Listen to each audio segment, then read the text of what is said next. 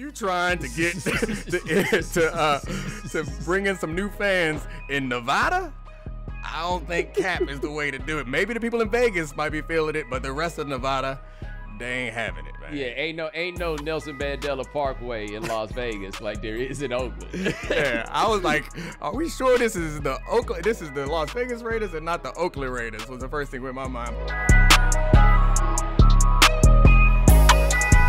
Ladies and gentlemen, welcome to The Right Time.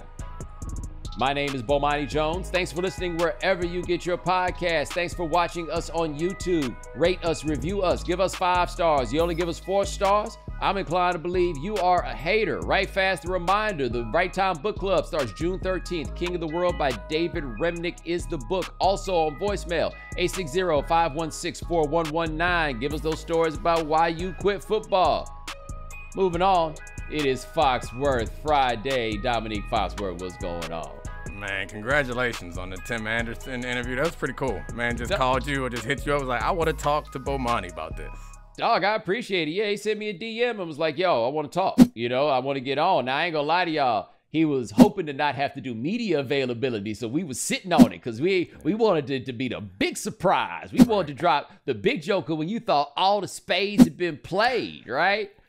Well, you know, they nagged that man in the clubhouse, went a little bit too long. You know what I'm saying? He gave him a little bit. But no, I tell people this, like how I had to figure out how to get in this business was a little different because I didn't come up like reporting. I wasn't on the ground. And so I am, in a lot of ways, the dude just sitting at his house popping off at people. Like, I get every criticism that comes with that. So as a result, I got to comport myself in such a way that the dudes I cover respect me if I want them to talk to me, right? Like, I have to go the extra mile in terms of like earning respect if I want to have these cats listen to me, because again, they don't know me. They don't have the time to get familiar. So for me, it feels good when something like that happens because it means my goal, at least with that one person, has been achieved. Yeah, I mean, I don't think it matters the way you came up or not. Like, that feels good for anybody. Like, you're in this business and somebody is like, and it's not even I want to talk about whatever. Like, it's important, you know, like this is important.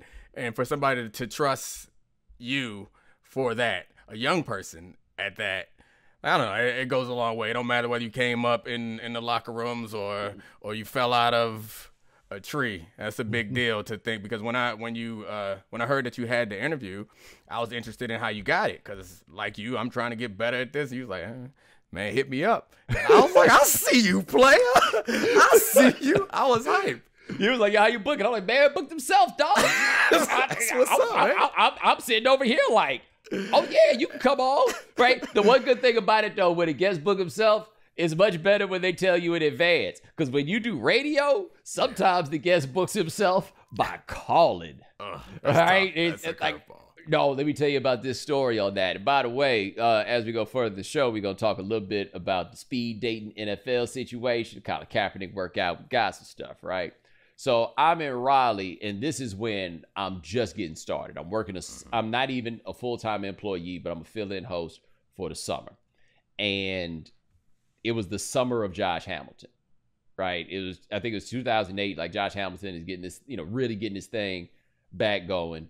And I raised a fair, but certainly provocative question, which was, what makes one crackhead different from another? And I was just simply raising the question as to how we decided that this drug addict was the one that we loved, right? That we did not chastise. And this is someone who has squandered a great deal of talent. If you're a person that subscribes to that line of thinking, right? Like, somebody squandered a great deal of talent, all of that stuff, okay? And he came back and he got it going, and that was really cool. And I was just kind of like, why is it that this is the one that we do not judge? And I admit I used the term crackhead on purpose because I wanted to put people into the place that they normally are when they're doing this, right? Mm-hmm. Here's what I forgot. Do you know where Josh Hamilton is from, Domonique? I do now. Yes, I do now. You do now. That is the best way to put it. That phone rang, and it was Tony Hamilton, Josh Hamilton's daddy. I mean, I know you. Damn. So how did that go? Better than I expected. Okay. He was like, he seemed to understand my point. Right. And that it was certainly no judgment of his son, but just to look at things. And he was just kind of like, I don't really know why they do it with other people, but that's my son. He's worked hard to, get his situation right. However, boy, my stomach was like, man. All right, go ahead and put them on, because I wasn't going to punk out, right? Yeah, like I wasn't going to be like, don't put them on the phone. But man, I'm not going to pretend like I didn't consider it. make him wait on hold behind everybody else. The phone only take 5 calls. Make him wait for 20 calls. See if he just hang up. Nah, man. I couldn't face my daddy if I did that. You know what I mean? I mean, the answer to your question, I know you don't need the answer to the question now, but like it reminded me of this book I read called Righteous Mind by Jonathan Haidt. And it was like back in 2013, 2014, I read this book. And it was, I think it's common knowledge now that it's something we'd expect, that we kind of understand, but it just kind of made the point that we're impulsive and then the other part of our brain then finds rationale for it afterwards. So like people probably feel differently about certain people because they can relate to them or whatever. And then afterwards they make up some whole other reason, some whole other story around why. And then they convince themselves that that's really the reason, when in actuality, the elephant made the decision for him, and the writer is just up there explaining it. Which, anyway, and anybody want a good book that tell you about how foolish we are as people, check that one out. I do think on Hamilton that people made a very good counterpoint on Darryl Strawberry, and that when Darryl Strawberry initially emerged from some of his problems, that there was a great deal of sympathy. But I will tell you this.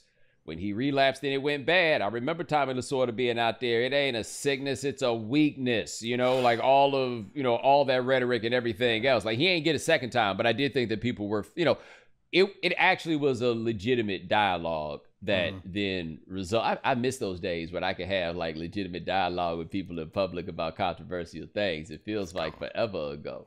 Yeah. The other thing when I was listening to the interview that popped out to me is just imagining what it must be like to, like, when I was listening to Tim, he sounded like football players that I played with and not like a baseball player. And that to me brought something to my mind that I hadn't considered, is I've never been in like a majority white workplace or even like school in my entire life. And to be like, in the way that it sounded like he grew up, is like he did not grow up in baseball. He didn't grow up in that baseball culture. So it didn't sound like he's like culturally baseball. It sounded like he was culturally football from Tuscaloosa, or actually culturally basketball. And that's a very different culture. And I had never considered what it must be like. And it's something that I'm sure most successful black people deal with all the time, is you end up being a black person dropped into a majority white space, and figuring out how to navigate that is probably pretty tough. But me, I went to all black everything for school. My high school was like a little bit more integrated because it was like a magnet school. My mom wouldn't let us go to our home school because that just wasn't good. Which one was the home school? Randallstown. It was in Baltimore County. Yeah, I'm up on that one. I'm up. I know a Randallstown grad. I understand. Yeah. It ain't. I mean, anyway, that's a whole nother conversation. But anyway, we then I went from there to college, which like I was in the football. I was friends with the football. I went to a predominantly white institution, but like my crew was a football crew, and it was very black. And then I played the NFL. Then I go from there to the NFL PA, which is black, and the NBA PA, which Michelle Roberts was running at the time. It was pretty much all black. And I had never had that experience where I spent most of my time, I was the minority. And that's gotta be tough. Yo, it's interesting that you mentioned that, because I grew up going to school in a small town, but the thing about going to school particularly in the South, in these towns, is there's a certain measure of integration that takes place almost by force. Like Nicole Hannah-Jones talks about this, because little places don't have magnet schools. Little places don't have private schools. They got the school, right? But I'm in the smart people classes, right? And it's by and large just me. Right, like it was the gift, like there was honors and the gifted and talented. The gifted and talented was just me. honors, we sprinkled in like 3 more, but luckily 2 of them were literally the 2 best looking girls in our class. Like that was one thing I had to say, man. Our whole honors, gifted and talented crew at my school, it had cool kids, it had pretty girls, it just ain't had no whole lot of black people. You know what I'm saying? And just to be clear, it was the 2 best looking girls in the school, which meant they wasn't hollering at my gifted and talented ass. At least not till like after graduation. That seemed like a much better idea. But the old heads had jumped on that before we even had a chance. You know what I'm saying? Like that was just what it's gonna be. But I go to college and it's all black. I mean, Clark, if you live near a black college that's a state school, then you know some white folks that go there. The black schools that are private, white folks ain't paying that kind of money to hang out with us, dog. That completely defeats the purpose of spending money. You know what I'm saying? That's not what they do. And so there was like maybe one white girl at Clark, that I recall, maybe one. But then, man, I went to Claremont for graduate school after that. And you got to understand, I thought I was going to LA. Nah.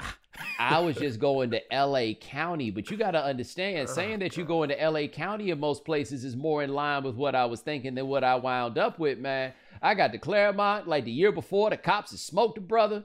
Nah, dog, it wasn't like, just to make you understand how Claremont gets down. To keep property values up, drive-through windows are not allowed at restaurants in Claremont. Goodness gracious. Yeah. So you imagine 4 years in Southwest Atlanta, and then you get off the plane, and you get there, and I'm looking around, and it's just nothing. Well, not nothing but white people. Yeah, but it was a huge culture shock. But it was a culture shock in a way that I found to be unexpected because, again, it's not like I had been unfamiliar with being around white people. Just not those kind. Yeah, I do remember I got around those white folks. And I saw a sign that said Office of Black Student Affairs, and I just walked in, and they're like, "Yo, man, can I help you?" I'm like, "Look, man, I just feel like this is where I need to be." Like, that was what I said. Like, I just was like, I need to ask those cats, just give me all your stories about people walking in like me. I was their tired, their poor, a one-man huddled mass, right? I didn't do it, but like being around a majority white thing for me was not really that difficult because even though I'm in Waller, Texas, and whatever presumptions you may have about the place, many of them may be correct, I never felt mistreated. Right. You know, like you got to fight somebody every now and then about something. But when I say fight, I mean fight. But, overall, like I go to reunion, I'm happy to see people, all those things. People are happy about me, all that stuff. I think that's like, so like that was, you were exceptional. And I think that's probably part of it. And like, that was my grad school experience was the first time. And I mean, even at ESPN, when I came to ESPN, I worked at the Undefeated, now Anscape. Like there wasn't a white person in the building. And so like, but at the white place, it was like, you're the football guy at business school. But see, hold on. Here's the thing though. I was exceptional in 2 ways, I would argue. Like one was, what they thought about the brain, right? Right. But the other part was we had more money than them. And they knew it, but they didn't know it because like I had fly clothes or anything like the floss. It was an exposure situation, and they knew what my parents did for a living. So honestly, I was like the kind of black person they didn't even know existed, even though there was a college right down the street. You know what I'm saying? Like they didn't grasp that this person was actually real. So, so like all that was cool. But man, I got to Claremont. I figured that one out too. I was like, okay, I can navigate this. And then I realized, because I don't think, like, I work at the radio station. It's all white people, but I host a show. Yeah. Like, I don't have, there were a couple of moments that I were like, oh, this is what it is, right? So like one time, I'll never forget this. One of the salespeople had asked me to do something. And I just had forgotten to do it. Like, I was wrong. Just to be clear, like she asked me to do it. I didn't do it. She reminded me to do it. I still didn't do it. I am in the wrong. However, I look up from my desk at one point and she walks in. I'm like, oh, hey. And then behind her is the boss. Mm-hmm. And she walks in, she stops, and she just turns and looks at him. And he then says, it's my understanding that Judy, which is not her name, that Judy has been asking you to send this. And I just get this thing done, and I just want to make sure it gets done. And so I'm torn because on one level, it shouldn't have come this far because I should have done it. On the other hand, it shouldn't have come this far because you shouldn't have took it this far. You feel me? Right?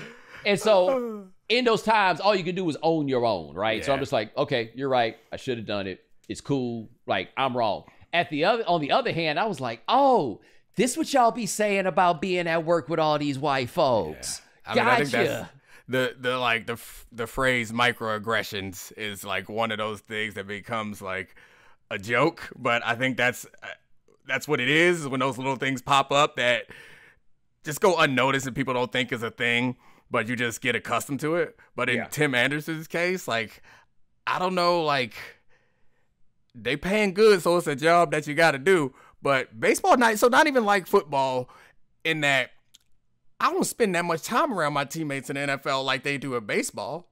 Yes. Like you live with those guys in the clubhouse and on the road. Like, I don't know how much he making, but it ain't enough. As far as I'm concerned, based on what I heard and what I know about him and what I know about baseball. Well, also, baseball has a different indoctrination. Like, there is a culture that they wish to maintain. Right. And so I would make the argument with football in particular, like, it has norms, right? There's some mores around football that are going to be constant. But the culture of football has evolved as the players have evolved. Perhaps not in like a one-to-one linear relationship, but there are changes to the culture that are a reflection to the changes of who played football over the course of time.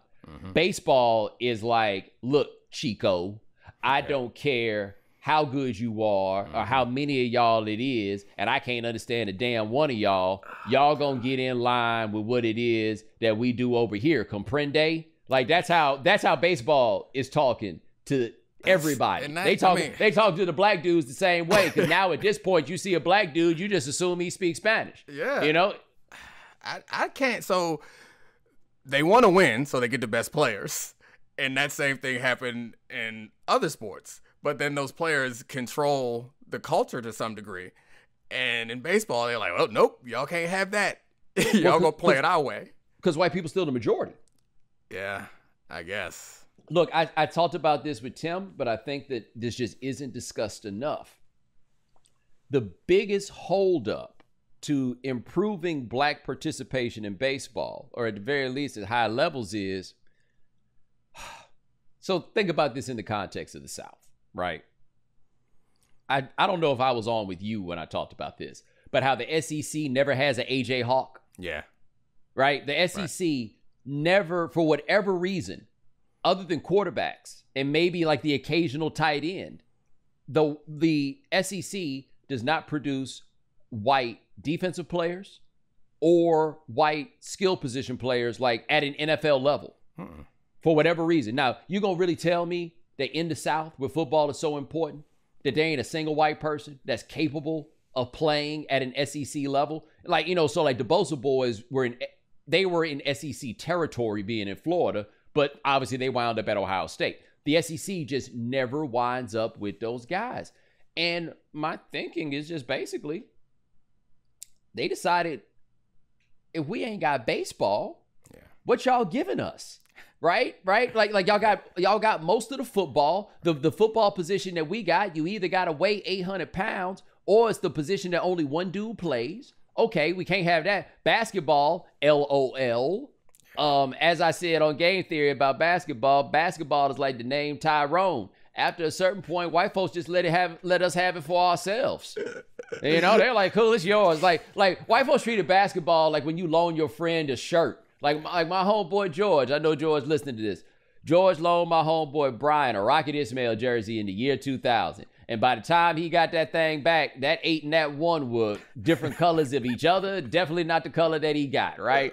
That's how white folks looked at basketball. Like they gave it to us. Well, they don't even want it back no more. You know what I'm saying? Y'all can keep it. But baseball, they're like, hey, young fella, you've got spring practice. You can't be over here playing baseball. And so, like, at most schools, what else is there for the white dudes to play if they not playing football and basketball? Yeah, I mean, I guess it's about the seasons too. Like, I don't know what season baseball is in when you're in high school, because you would have to walk away from another sport to play baseball, right? Like, it's different. Yeah, it's second semester. Like, yeah. I think in Texas you started in February. I don't know what they do up north. You'd have to not play basketball. Well, you come after basketball season's over. Okay. Well, the way that when I was in school, the way we did it was like it was only, I guess it was 3 seasons. But anyway, that's not the point. The point is, I think you're right, but I also think that it's really absurd when you think about it, because it gets people close to presenting some real problematic ass theories when you talk about like the amount of people in this country.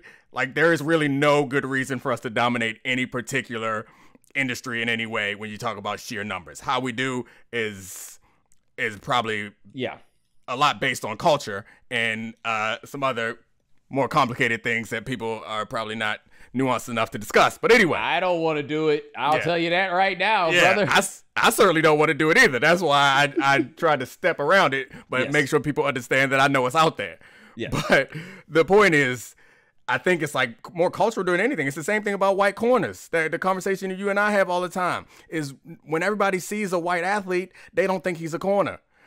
They could play corner. They think he's a slot receiver. And when you see a black athlete, you don't think that he is a baseball player. That's what it comes down to. You better get out there and play basketball. You better go play football. And I think it's a cultural thing. And it's become a cultural, like a white sport culturally, baseball. And the fact that they uphold some of these things that like buck up against the fun that you see in these other sports makes it even harder to attract black athletes. But I think the other thing, though, with baseball in that regard, and I guess I'm assuming I was more of a baseball fan growing up than you were. Yeah.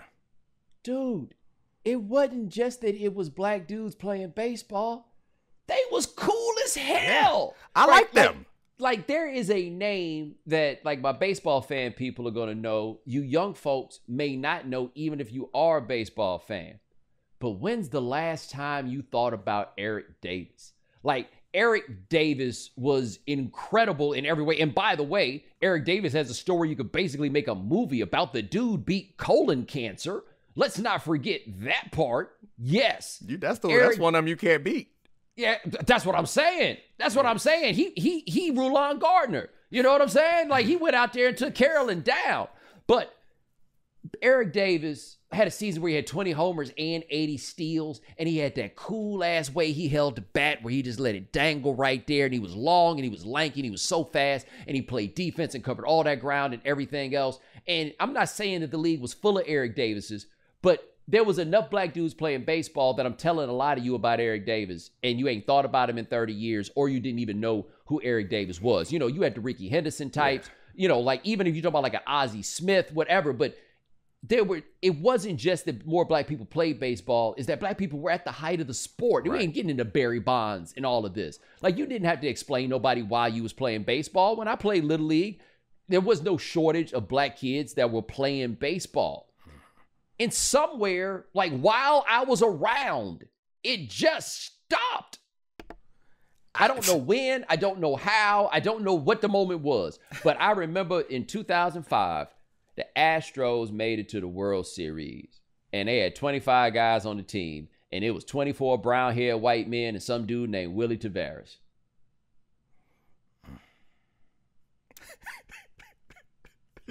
I didn't know who Eric Davis was, but I mean, I liked baseball when I was young, and like Ricky and Griffey and those guys were cool, and I liked them, and I remember watching baseball.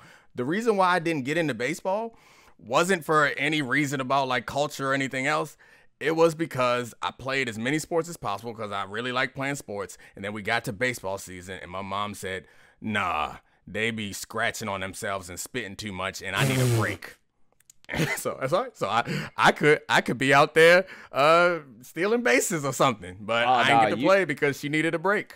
Well, do this because you got a computer in front of you, right? Mm-hmm.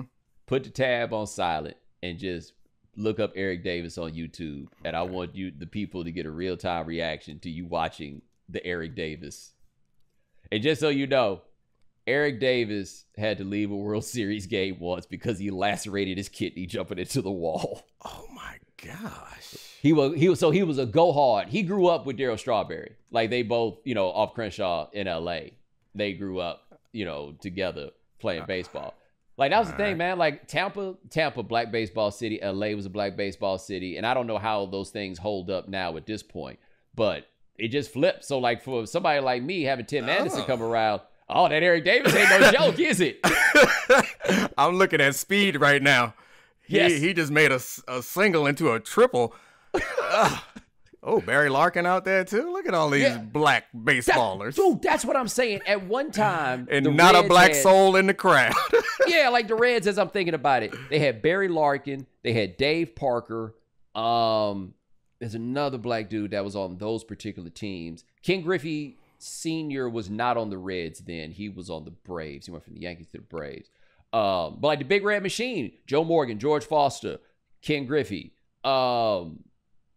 It's no shortage. Like, Pittsburgh Pirates, when they won in 1979, Dave Parker, Willie Stargell, Bill Madlock, all those guys. I am loving watching your face as you watch the majesty of Eric Davis. I don't know where Eric Davis is from, but he run around the base after he just hit a home run, and he don't look like a baseball player.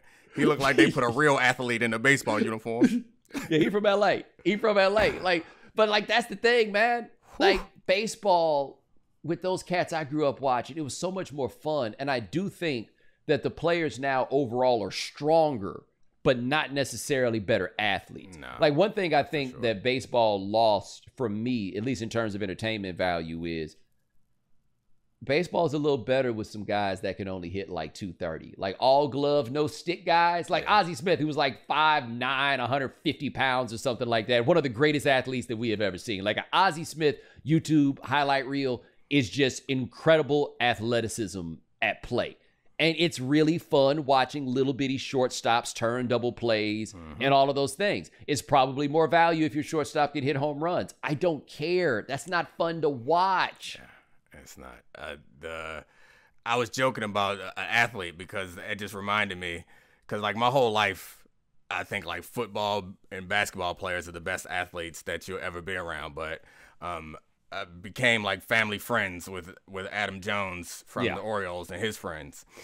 Tried to play basketball with that man one time, and I'll have you know that he might be a better corner than me if he wanted to give it a shot.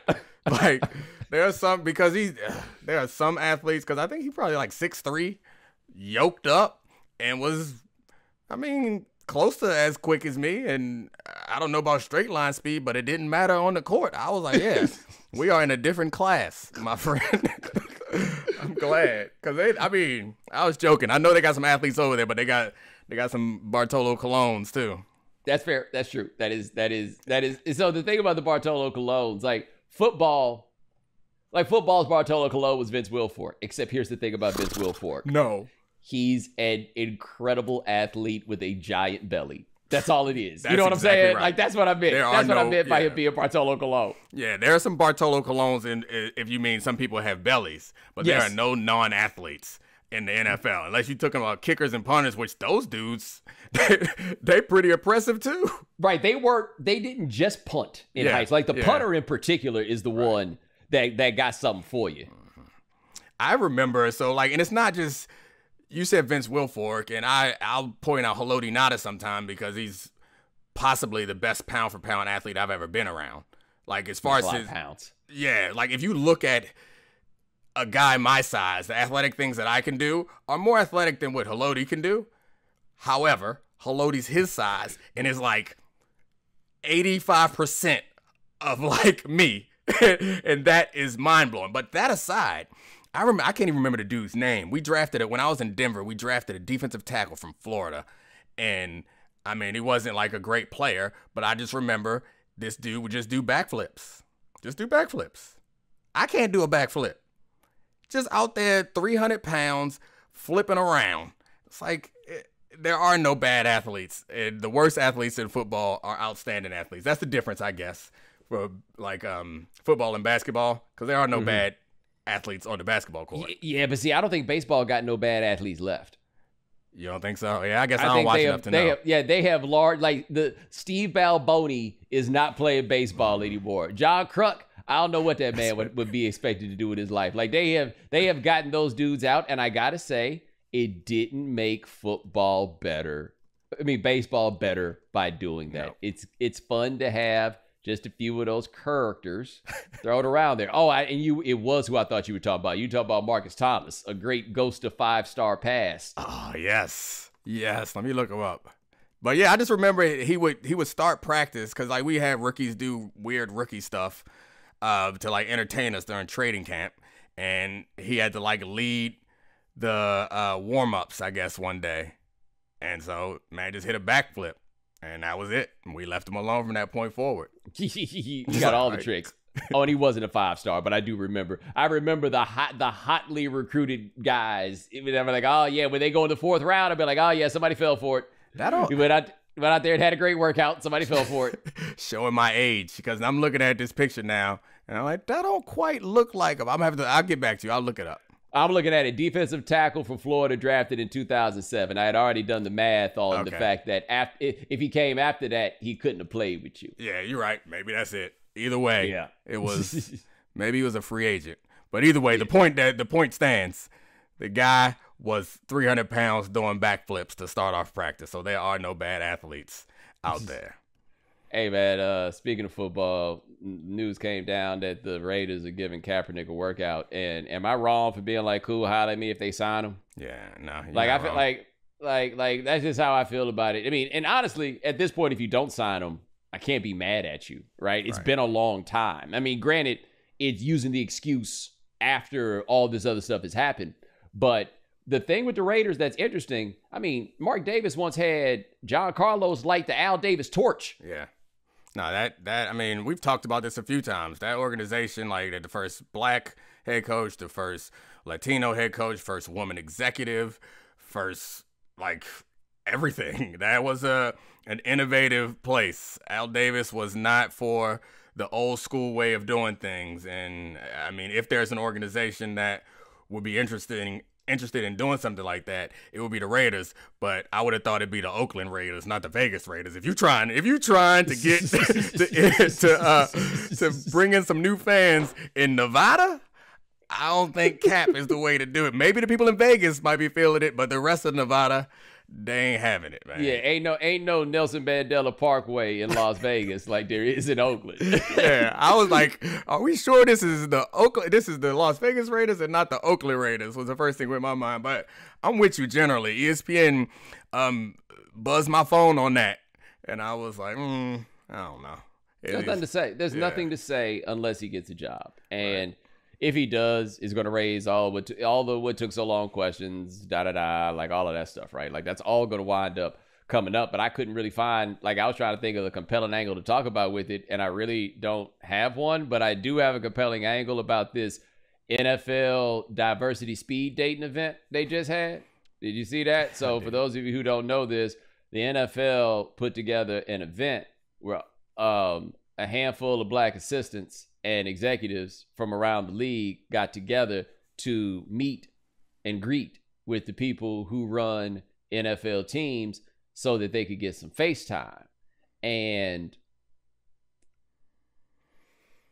how do they meet these white folks? That's all I'm saying. Like wherever they got to go to meet these white assistant coaches, like it's one thing if we talking about like network effects and it's these rich people and they're meeting other rich white people, but that's not what we're talking about here, right? Even if we're talking about nepotism angle with coaching, the owners don't know the coaches like that, right? The owners aren't hanging around with them in that place. And so I'm like, do white boys have to come up and do a speed dating event in order to get somebody to know their name? Because if they don't, this isn't going to work because this isn't fixing what the problem is. This was a solution that would have been acceptable 10 years ago, maybe. Yes. You know, like when I potentially could have believed that it was about the pipeline or it was about knowing people. But y'all ruined that. Y'all ruined that with Cliff Kingsbury. Y'all ruined that with Joe Judge.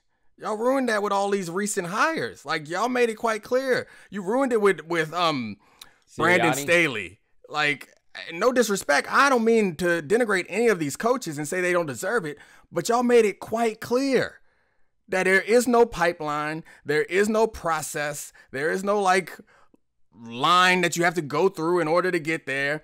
They if you the guy, they gonna come get you. So like they know black coaches. They know how to find black coaches, and they don't have to like meet them in some special speed dating. That ain't the problem. Problem is when you see a black coach, you don't see a head coach. And whatever racist implications there are there, that's the problem. And if you can't go in there, like the solution to that problem is you can talk about incentives, but I still don't think that solves the problem. Because if you are arrogant enough to think that you have the ability to select the perfect coach for your situation, if you're that arrogant, there is no level of compensation that will be worth hiring a guy that you know is not the guy. Right? Because if your heart or your head or whatever racist organ in your body looks up and sees a black man and doesn't see a head coach, then you can give me 13 first-round picks. That ain't going to be worth it if my coach stinks. It's like taking a job you don't want for the money. Right. You're still going to be miserable at the job. Yeah. And you know what I mean? And that's what you're asking them to do is just, oh, so you don't really want this. What if we give you this? That don't change the fact that I don't want this. Right. That fundamentally doesn't. Here's what I want. This what I want to know. How many times this happened in there, where a guy sat down with one of the owners, and the guy's like, "How you doing? I'm John," and the guy responds, "I know. I played for your team for 6 years." You know that happened. You know some people was really awesome. Oh, wow, man, it's great to meet you. Dog, I used to work in the offices here. You don't remember that? Oh, you got to fire your assistant if you are the owner of the team. Like, I need that in my packet. I need that in my packet before I sit down. As if that man looking at that packet. They're like, yo, they say I got to go down here and talk to these black people. Right. Yeah. You know? Like I saw one name on the list to do the meet and greet was Ray Farmer. And Ray Farmer used to be the general manager of the Cleveland Browns. Why he gotta go? Yeah. Y'all don't know him? Yeah, that's bad. It's bad. And like, so the problem with this big machine is the thing we can't change. And until we face that, like all this stuff around the edges, there's not a big enough incentive to make somebody not be racist or to not see certain candidates as inferior. Sometimes some of these places will hire the black guy for the bad job and they're like, we in a rebuild mode. We'll take one for the team. And then there are some places where they'll actually legitimately hire a black coach. But that's the problem is there is no way you can change this system if the engine of it is busted. You can't change all the gears and joints and sprockets and spark plugs you want. The engine is racist. But and the thing is, they don't think they racist. Yeah. They think they telling it like it is, right? Like that. Like there's nobody that really just comes out here and is like, so why do you think that black people are stupid? Duh, because I'm racist. No, why do you think black people are stupid? Because they are. Yeah. Right? Like their explanation is look around you, right? Yeah. They're like, yeah, I don't think black people are stupid. And then you look at their hiring record. Yes. You think they something? You think they something? Yeah, and I firmly believe Roger Goodell cares. I firmly believe Roger Goodell is trying. Roger Goodell is not equipped to make this happen, and it's not his fault because I don't think anybody's equipped to make it happen because can't nobody tell them dudes nothing. They only respond to the fear of litigation. That's the only thing that has ever made them make a legitimate positive move and strive. But what gets me about this, and I think is the saddest part, we've lost ground in the last 20 years. Yeah. Like that's the wildest thing about all of this is, and by the way, in those 20 years, black dudes did pretty well coaching teams. Yeah. Couple Super Bowl wins, some Super Bowl appearances. You know, and if you want to broaden it out, shout out to Ron Rivera. You know what I'm saying? Like, he got in there. They still don't care. They still don't care. Like, it is for me, as somebody that's never really had to interview for jobs because of the nature of the work I do, it's just wild to think that this is the process that people have to endure. Because basically, you want me to be on your show or not, or whatever it is. Yeah, like it's just a different game. Same thing with you playing ball, right? It's just a different game. This where you just got to go through and it's like, I don't know, it's just my gut. Oh boy, I got to be frustrating. Yeah, and I mean, honestly, I got to be honest with you. It's like I think it's the same thing. I imagine all the jobs that you got, you probably had some sort of like interview, meet and greet, but they already knew they wanted you. It's the same thing for these coaches. They go in to do these interviews, meet and greets, and they already know if they want them or they don't want them. No, every job I've gotten has been, would you like this job? Yeah. Right? Because there's no interview to do. They're like, yo, we heard your show. We dig it. Yeah. We heard you on this thing. We like dig a draft. Yeah. Game theory kind of, sort of had a process. But that one would be correct, where there was somebody involved in the process who was like, I think that's the guy that I want. Right. And then we go from there. Otherwise, how else do you get a job where you walk in and say, what you've given me, don't think that's going to work. But if you do what I think, it will. Yeah. They're like, well, we'll do what you think. So I'm trying to think back, so I was a candidate for the executive director for the MBPA job, and I had to go in there and try to sell myself. They was like, nah, we don't like you. Or I think I was just really young, and he's like, nah, that ain't the business, but we're going to introduce you to Michelle because we think you're really smart and you should be around here or whatever. Other than that, I don't know. It's like graduate school interviews and stuff like that. But yeah, it's not a whole lot of interviewed experience on here for these two black folks, so maybe we wouldn't get hired either. He's good. But yo, man, that is Domonique Foxworth. Check him out on Get Up. Yes. Check him out on Debatable. Check him out at Anscape. Check him out all over the place. My brother, it is always a privilege. Thank you so much for working with me. This was awesome.